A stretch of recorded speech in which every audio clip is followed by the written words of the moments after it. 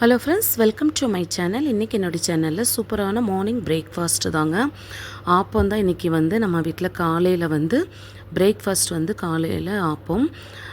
நான் ஒரு 1.5 கரண்டி மாவு ஊற்றி நல்லா அதை சுற்றி விட்டுட்டு கொஞ்சமாக எண்ணெய் போட்டு ஒரு 2 நிமிஷம் மூடி வச்சுட்டா போதுங்க, ஆப்பம் ரெடி ஆயிரும்.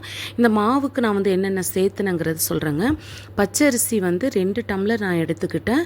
2 டம்ளரை ஒரு 5 மணி நேரத்துக்கு முன்னாடி ஊற வச்சுட்டேங்க. அதில் பார்த்தீங்கன்னா ஒரே 1 ஸ்பூன் இது போட்டிருந்தேன்.